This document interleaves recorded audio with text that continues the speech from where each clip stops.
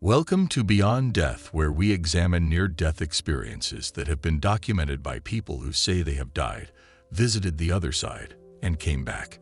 In today's first NDE, we learn how one woman says she experienced a miracle healing during her near-death experience, and how she found herself in the presence of God. Let's get into it. I awoke in the middle of the night with a severe migraine. I had experienced occasional migraines since I was a teenager, but this migraine was extremely painful, and I should have sought treatment at an emergency room. However, since I had young children at the time, I did not want to wake them or my husband, so I attempted to treat myself. I took my prescription migraine medication, but it did not provide any relief from the severe pain. Instead of waiting an hour before taking the second dose as the instructions advised, I waited 20 minutes and took the second dose.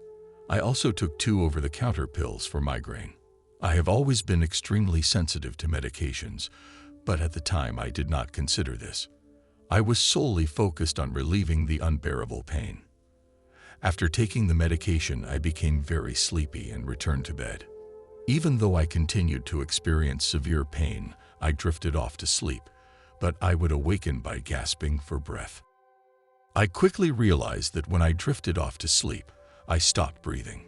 I had accidentally over-medicated myself, and I was fearful I would fall asleep and die.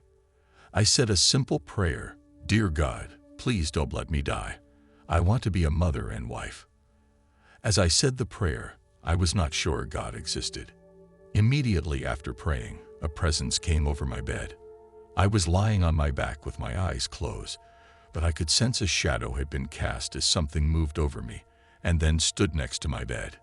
As soon as I sensed the presence, I felt frightened, and I intentionally kept my eyes tightly shut.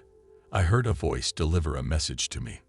It said, "An angel of the Lord stood by them, and the glory of the Lord shone round about them, and they were sore afraid." I later looked up this passage, and it is Luke chapter 2 verse 9 in the American Standard Version of the Bible. Once I realized I had been informed that an angel had arrived to help me, it then felt as if the angel slid his hand through my skin and directly into my abdomen.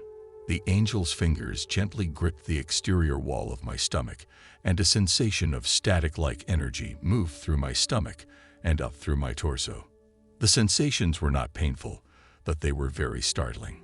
As I was trying to make sense of what I was experiencing, I felt my deceased dad's presence, and I could hear him speaking to me. He attempted to comfort me by repeatedly and very calmly stating, "You're going to be okay. You're going to be okay. You're going to be okay." Then I became aware of a large, powerful presence hovering over my body. When I noticed the additional presence, within my inner vision I saw a gorgeous crystal blue waterfall. The water was the most beautiful hues of blue I have ever seen, and I marveled at the clarity of the water. Blindingly white light danced and sparkled on the surface of the water. I had the sensation of liquid love cascading into my heart. The love was so pure and overwhelming, I immediately began to weep. The liquid love flowed through my heart and filled up my chest cavity to the point that I could not adequately expand my lungs to inhale. I was aware of having difficulty breathing, but it did not concern me. I was completely consumed by the love, and nothing else mattered. At this point, I consciously and fearlessly took my last breath and surrendered to the love. I moved out of my body, joined with the large presence, and suddenly realized, this is God. The presence was infinite and so powerful that I knew it could only be God.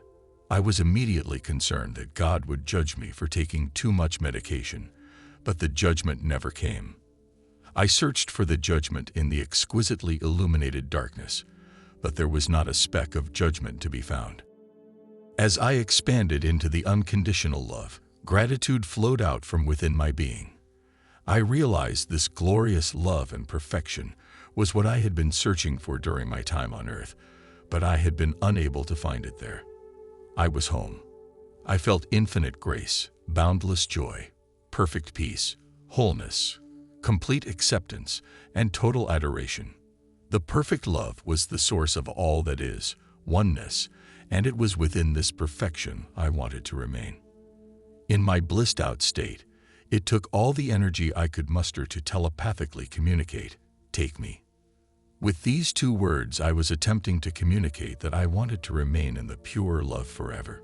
I continued to expand in a state of overwhelming bliss, and I became the size of the cosmos, and soon realized I was infinite.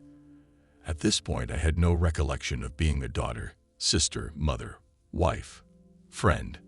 I had no awareness of the previous roles I played or of ever having a body. I was simply spirit, being, awareness. I was allowed to expand until I felt as if I could not contain the eternal love, and I was nearing a point where I would explode into a billion atoms and forever be with God.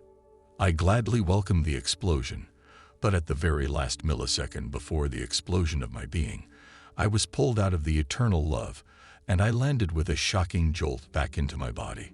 I immediately noticed my hair and pillow were wet from the tears I had cried as the love consumed my heart and spirit. I have no idea how long I was with God, possibly only a few minutes. But when I returned to my body, it was completely healed. The medications had been removed from my body. I was no longer sleepy from the large dose of medications, and I was breathing normally. My head was completely pain-free, as if I had never had a migraine. Usually, after having a severe migraine, my head would be very sore to the touch for at least 24 hours following a migraine. But now I could push against my head and feel no pain or tenderness. I knew I had experienced something beyond any earthly experience I'd ever had. I accepted that I had experienced a miraculous healing. I'd been helped by one of God's angels, comforted by my dad in heaven, and given an opportunity to be with God before returning to my healed body. Because of this miracle, I no longer doubt there is a God, and I no longer fear death. I very much look forward to once again being home with God. Up next, we have a near-death experience from an elderly woman who says she was welcomed to the other side by many people before speaking to a council about her choice to return to Earth. Let's get into it. I was asleep, comfortably diagonal across my king-size bed. I was 70, single, sleep alone, and enjoy stretching lazily across the bed while watching television till I fall asleep. On this night, unsure I had been asleep long enough to have passed through the REM rapid eye movement phase, settling into a good night's rest.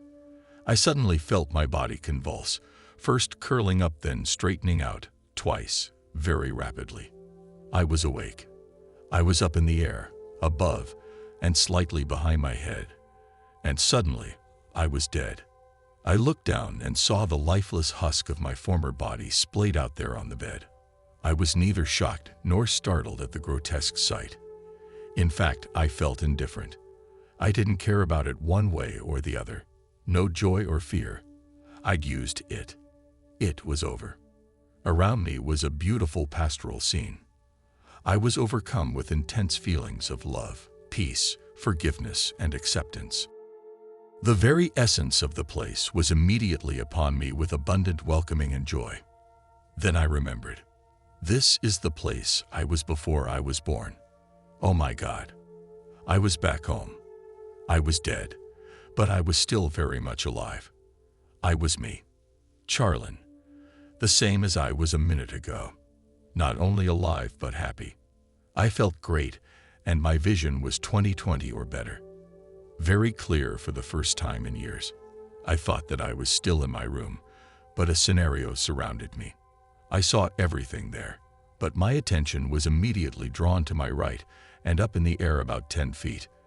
I could see a room with green walls. Inside the room, I heard the familiar sound of men playing spades. They were laughing and joking and having a great time.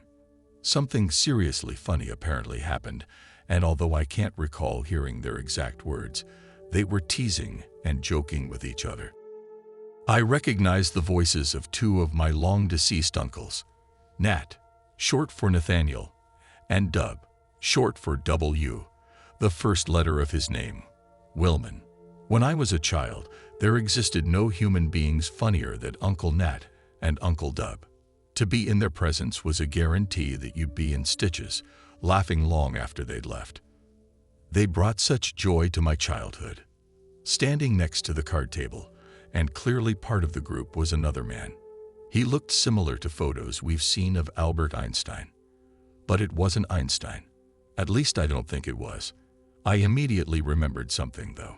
This same man was present right before I was born. I remember him being there. As my attention was turning to my left, I saw in front of me a great and beautiful meadow with trees and beautiful flowers. A little boy was there, going into the meadow. I couldn't see his face. There were mountains in the far distance. Further to my left was a tan-colored wall with a thick, black, zigzag line all the way across it. I understood without being told that if I crossed that line, or passed through it, if it was opened, there would be no coming back.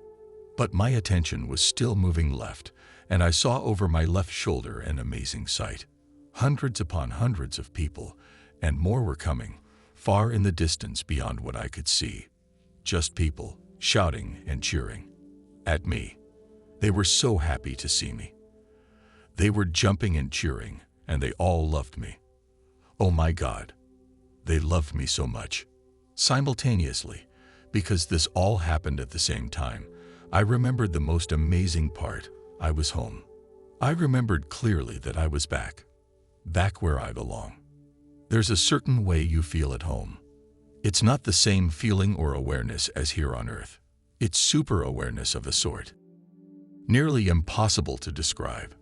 It's the best and most secure and loved feeling you've ever known, magnified and multiplied many, many times over.